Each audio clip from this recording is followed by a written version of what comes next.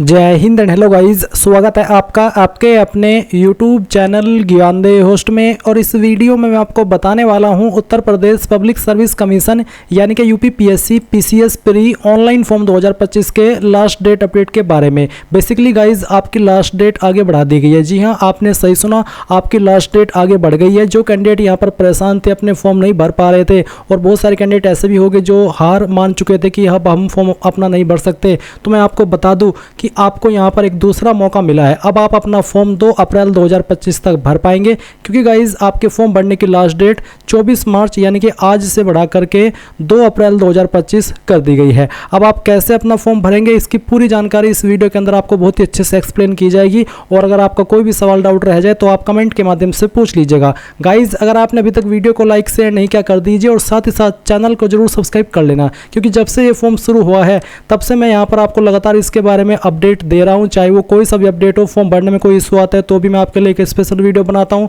और जो भी छोटा मोटा अपडेट रहता है वो आपको वीडियो के माध्यम से दिया जा रहा है। तो मैं नहीं चाहता कि कोई भी अपडेट आपसे मिस हो, इसलिए आप चैनल को जरूर सब्सक्राइब कर लीजिएगा। इसके बाद में जो लिंक वीडियो के डिस्क्रिप्शन में दिया है आप ओपन करिए।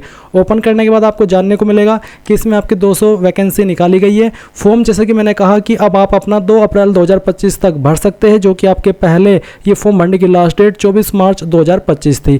बैचलर डिग्री इसमें चाहिए अप्लाई करने के लिए किसी भी स्ट्रीम में, बट यहाँ पर आपको ये भी देखना होगा कि कौन सी पोस्ट पर अप्लाई करने के लिए एग्जैक्टली क्या क्वालिफिकेशन चाहिए, और जो आपकी बैचलर डिग्री है वो आपकी किस स्ट्रीम के अंदर होनी चाहिए। इसकी पूरी इन्फॉर्मेशन आपको यहाँ पर दी गई है। अगर आप एक से ज़्यादा पोस्ट पर अप्लाई करने के लिए एलिजिबल है क्वालिफिकेशन के अकॉर्डिंग, तो वो भी आप अप्लाई कर सकते हैं, और फीस भी उसके लिए आपको एक्स्ट्रा नहीं देनी पड़ेगी। फीस इसमें क्या है वो भी आप यहाँ पर चेक कर सकते हैं। इसके अलावा गाइज मैं आपको बता दूं कि अगर आपने यूपीपीएससी के पोर्टल के ऊपर वो OTR यानी कि वन टाइम रिजर्वेशन करके नहीं रखा, तो आप एक बार इस वीडियो को वॉच करके वो कर लीजिएगा। जब आप एक बार OTR कर लेंगे यूपीपीएससी के पोर्टल के ऊपर, फिर उसके बाद में जो भी वैकेंसी निकलेगी यूपीपीएससी के माध्यम से, वो सभी आप बहुत ही कम इन्फॉर्मेशन का इस्तेमाल करके कर पाएंगे। एंड गाइज अगर आप यूपीपीएससी का OTR पहले से करके रखे हो, और जब आप इस फॉर्म को भर रहे हो बिना OTR प्रोसेस किए, और आपको लगता है कि यार जब मैंने जानकारी OTR के अंदर भरी थी वहाँ पर कुछ और थी, और अब मैं अपनी क्वालिफिकेशन अपग्रेड कर चुका हूँ, तो अब मैं उसको दोबारा से भरना चाहता हूँ, तो आप OTR वाले पोर्टल पर जाएंगे और अपने जो OTR की इन्फॉर्मेशन है उसको एडिट मॉडिफाई कर लेंगे, और फिर इस वाले प्रोसेस को फॉलो करेंगे जो कि आप आगे इस वीडियो में जानने वाले हैं। तो ये चीज़ आपको एक बार अच्छे से कंसिडर कर लेनी है OTR के बारे में। उसके बाद आप इंपॉर्टेंट लिंक के सेक्शन में आएंगे, अप्लाई ऑनलाइन लिंक ओपन करेंगे।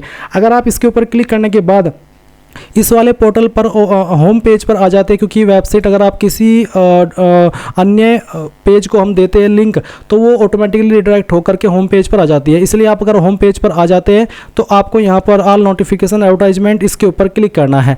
अब इसके ऊपर क्लिक करने के बाद में यहाँ पर आप देख सकते हैं कि पहले फॉर्म भरने की लास्ट डेट आपकी इसमें क्या थी वो भी आप यहाँ पर देख सकते हैं, और अब जो आपकी फॉर्म भरने की लास्ट डेट है वो 2 अप्रैल 2025 कर दी गई है। तो आप यहाँ पर आएंगे और जो अप्लाई का लिंक है ग्रीन वाला, इसके ऊपर क्लिक करेंगे। इसके बाद में गाइज यहाँ पर आपके सामने प्रोसेसिंग होगी और आपको कुछ ऐसा इंटरफेस देखने को मिलेगा, जैसे कि अभी आप यहाँ पर वीडियो में देख सकते हैं।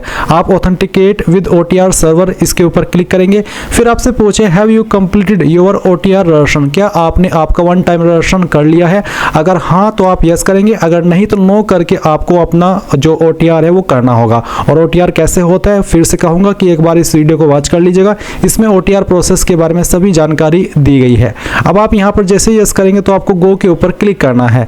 गो के ऊपर क्लिक करने के बाद जो आपको OTR करने के बाद में OTR नंबर मिला है वो यहाँ पर डालना है, और प्रोसीड के ऊपर क्लिक करना है। अब गाइज आप यहाँ पर देखेंगे कि जो आपने जानकारी OTR के अंदर भरी थी, जैसे कि आपका name, father name, mother name, gender, home state, district, ये सभी इंफॉर्मेशन आपको देखने को मिलेगी। नीचे की तरफ आएंगे और क्लिक हियर टू ऑथेंटिकेट इसके ऊपर क्लिक कर देंगे। फिर यहाँ से ओके करिएगा। ओके करने के बाद में इसमें है select authentication mode, enter password. तो बेसिकली जो पासवर्ड आपने OTR करते समय बनाया था वो पासवर्ड आप यहाँ पर डालिए और प्रोसीड के ऊपर क्लिक कर दीजिए। अगर आप वो पासवर्ड भूल चुके हैं तो आप फॉरगॉट पासवर्ड के ऊपर क्लिक करके उसको रिसेट भी कर सकते हैं। अब जैसे ही आप यहाँ पर पासवर्ड डालने के बाद में प्रोसीड करेंगे, आपके सामने OTR की इन्फॉर्मेशन आएगी। आप ये सभी इन्फॉर्मेशन चेक करते हुए प्रोसीड इसके ऊपर क्लिक करेंगे। अब आपको यहाँ पर आपकी जो OTR के अंदर आपने जानकारी भरी थी वो देखने को मिलेगी। साथ ही साथ है सिलेक्ट चॉइस ऑफ एग्जामिनेशन, आप किसके लिए अप्लाई करना चाह रहे हैं, PCS एग्जाम एग्जामिनेशन 2025 या फिर ACF RFO एग्जामिनेशन 2025 या फिर PCS ACF RFO यानी कि दोनों। तो जिसके लिए भी आपको अप्लाई करना है वही आप यहाँ पर टिक कर दीजिए। अगर आपको किसी एक पर अप्लाई करना है तो वो सिलेक्ट कर सकते हैं और दोनों के लिए अप्लाई करना है तो वो आप यहाँ पर तीसरे वाले सेक्शन के ऊपर टिक करिएगा। फिर नीचे की तरफ आएंगे और आपको यहाँ पर एसेंशियल क्वालिफिकेशन डिटेल के अंदर देखने को मिलेगा bachelor degree from an recognised university और equivalent qualification up to the last date for received of application, यानी कि अप्लाई करने की लास्ट डेट तक आपके पास बैचलर डिग्री या फिर उसके बराबर की कोई अन्य योग्यता किसी मान्यता प्राप्त संस्थान से होनी चाहिए। तो आप यहाँ पर इस ऑप्शन में यस कर देंगे। यस करने के बाद में ये वेरिफिकेशन कोड डालेंगे और फिर proceed for entering other details इसके ऊपर क्लिक करेंगे। इसके बाद में गाइज आप यहाँ पर kindly proceed further for candidate dashboard login इसके ऊपर क्लिक करेंगे और यहाँ से ओके कर देंगे। ओके करने के बाद में गाइज आपको जो आपका डैशबोर्ड है उसके ऊपर सेंड किया जाएगा, यानी कि ट्रांसफर किया जाएगा या फिर कह लीजिए कि रिडायरेक्ट किया जाएगा। तो थोड़ा सा आपको वेट करना है। तो आपके सामने यहाँ पर आपका डैशबोर्ड आ चुका है। अब इसके ऊपर आने के बाद में मैं आपको बता दूं कि आप यहाँ पर सबमिट डिटेल्स फिल पार्ट 2 इसके ऊपर क्लिक करेंगे। इसके ऊपर क्लिक करने के बाद में आपके सामने फिर से इस तरह से जानकारी आएगी और सभी जानकारी चेक करने के बाद में आप यहाँ पर प्रेफरेंशियल क्वालिफिकेशन के सेक्शन में आएंगे और आपसे एक सवाल पूछेगी डिप्लोमा और degree in public administration from university established by law in India और from an institute recognised by the government. तो अगर आप दोनों पर अप्लाई करें तो मे बी आपके सामने ये वाला ऑप्शन आएगा। अगर आपके पास ये क्वालिफिकेशन है जो या फिर डिग्री है तो आप यहाँ पर यस करेंगे, तो नहीं तो आप नो करेंगे। फिर सहायक शोध अधिकारी के मामले में रसायन विज्ञान में PhD प्राप्त कर ली हो या किसी सरकारी या अर्ध सरकारी संगठन या संस्थान में भवन निर्माण कार्य सामग्री में 3 वर्ष शोध का अनुभव हो, अगर आपके पास ये चीज़ है तो आप यस करेंगे, नहीं तो आप नो कर देंगे। क्योंकि मैंने दोनों को सिलेक्ट किया है, दोनों लेवल पर मैं अप्लाई कर रहा हूँ, तो मेरे सामने ये वाली चीज़ें आ भी रही है और फिर आपके पास ये वाली क्वालिफिकेशन है नहीं है उसका आंसर आपको यहाँ पर करना है। उसके बाद में आता है कि क्या आपने टेरिटोरियल आर्मी यानी कि प्रादेशिक सेना के अंदर कम से कम 2 साल की सेवा की है, अगर हाँ तो यस, नहीं तो आप नो करेंगे। ये आप ही को डिसाइड करना है कि इसमें यस आएगा या नो आएगा, क्योंकि ये आपके स्टेटस के अकॉर्डिंग सवालों के आंसर आपको करने हैं। फिर आता है कि क्या आपके पास NCC सर्टिफिकेट है, अगर हाँ तो यस, नहीं तो आप नो कर देंगे।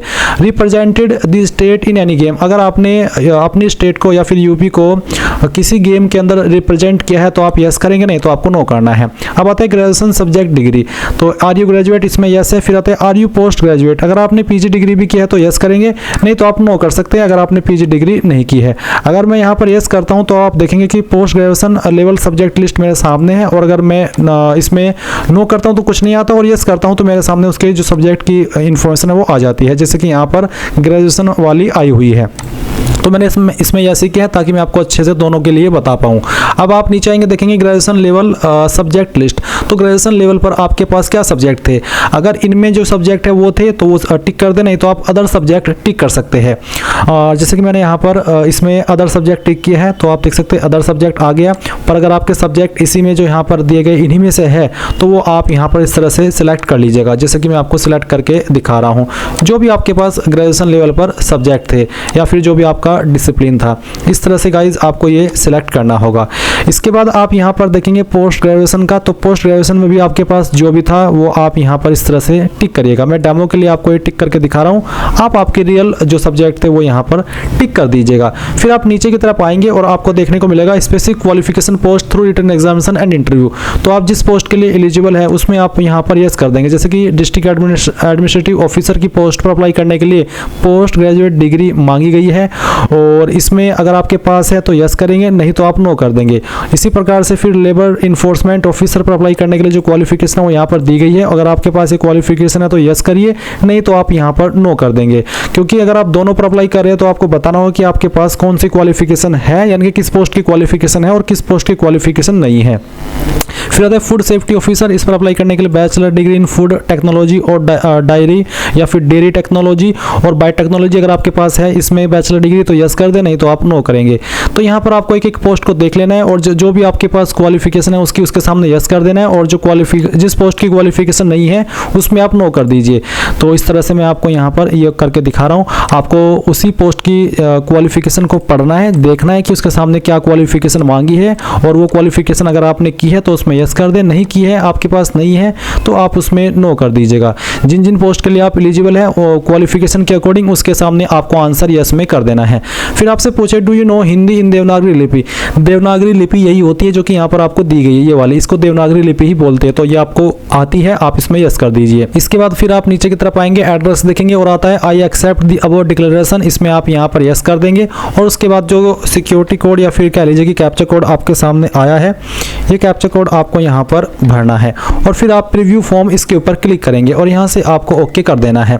ओके करने के बाद में जो भी जानकारी आपने भरी है, ओके करने के बाद में जो भी जानकारी आपने भरी है उसका प्रीव्यू आपके सामने आ जाएगा। आप एक एक करके सभी जानकारी चेक कर लीजिएगा। जब आपको लगे कि यहाँ सभी जानकारी सही है तो ही आप सबमिट एप्लीकेशन फॉर्म पर क्लिक करके यहाँ से ओके कीजिएगा, नहीं तो एडिट का ऑप्शन भी दिया गया है, आप एडिट पर क्लिक करके उसको एडिट कर सकते हैं जो भी आपको लगता है कि मेरे से ये जानकारी गलत हो गई है। तो मैंने सभी जानकारी चेक कर ली और सबमिट एप्लीकेशन फॉर्म इसके ऊपर क्लिक कर दिया। अब यहाँ पर आपको अपनी फीस के लिए जाने, तो आप यहाँ पर do you want to proceed for fee payment, आप इस पर यस कर दीजिए। यस करने के बाद में आपकी कैटेगरी के ऊपर जो फीस एप्लीकेबल है वो आपको देखने को मिलेगी और आपको पेमेंट के इस वाले पेज पर ट्रांसफर किया जाएगा। आप आपकी application fees SBI net banking, SBI debit card, UPI, other bank debit card, other bank net banking, SBI branch, credit card, यानी कि जिनमें इनमें से जिस माध्यम का इस्तेमाल करके जमा करना चाहे कर सकते हैं। तो अगर मैं UPI सेलेक्ट करता हूं तो आपको बताना कि आप UPI ID के माध्यम से कर रहे हैं या फिर QR कोड चाहते हैं। तो जो भी चाहते हैं वही आप टिक कर दीजिएगा और फिर कोड स्कैन करके अपनी फीस जमा कर दीजिएगा।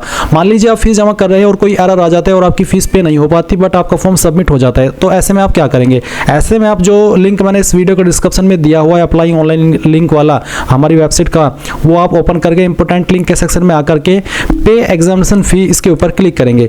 इसके ऊपर क्लिक करने के बाद में आपके सामने यूपीपीएससी की यही वाली वेबसाइट आएगी जहां से आपने फॉर्म भरा था और आप यहां पर जो आपको रजिस्ट्रेशन नंबर मिला है अभी अप्लाई करने के बाद में वो रजिस्ट्रेशन नंबर डालिएगा।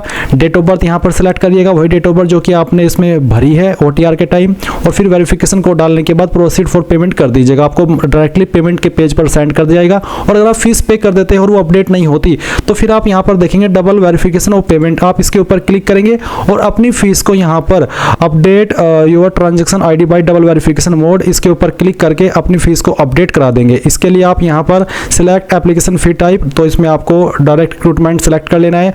उसके बाद में आप कैंडिडेट का रजिस्ट्रेशन नंबर डालेंगे, डेट ऑफ बर्थ सेलेक्ट कर लेंगे, registered mobile number, verification code और प्रोसीड। इसके बाद आपकी फीस जैसे ही यहाँ पर डबल वेरिफिकेशन होगा अपडेट हो जाएगी। और इसी तरह से अगर आपका फॉर्म बीच में अधूरा रह जाता है, कोई इशू आ जाता है, तो आप सबमिट फाइनल फॉर्म इसके ऊपर क्लिक करेंगे और इसके बाद में गाइज आपको रजिस्ट्रेशन नंबर डालना है, प्रोसीड के ऊपर क्लिक करना है और आपका जो अधूरा फॉर्म है वो आप कंप्लीट कर लेंगे। और अगर आपके फॉर्म के अंदर कोई गलती हो जाती है और आप उसको करेक्ट करना चाहते हैं तो आप करेक्शन एडिट फॉर्म के ऊपर क्लिक करेंगे। यहाँ पर आप आएंगे और जो आपको यहाँ पर कैंडिडेट हेल्प डेस्क देखने को मिल रहा है आप ये देखेंगे और ऊपर देखेंगे सबमिट मॉडिफाई एप्लीकेशन फॉर्म, तो आप सबमिट मॉडिफाई एप्लीकेशन फॉर्म के ऊपर क्लिक करेंगे, कैंडिडेट का रजिस्ट्रेशन नंबर डालेंगे और प्रोसीड कर देंगे और इसके बाद आपको आपका फॉर्म एडिट करने का ऑप्शन मिल जाएगा। तो इस तरह से गाइज आप लोग इस फॉर्म को कंप्लीट वे में भरेंगे। आई होप पूरी जानकारी आपको समझ आई होगी। अगर कोई सवाल डाउट रह गया हो तो कमेंट के माध्यम से पूछ लीजिएगा। Thanks for watching. जय हिंद।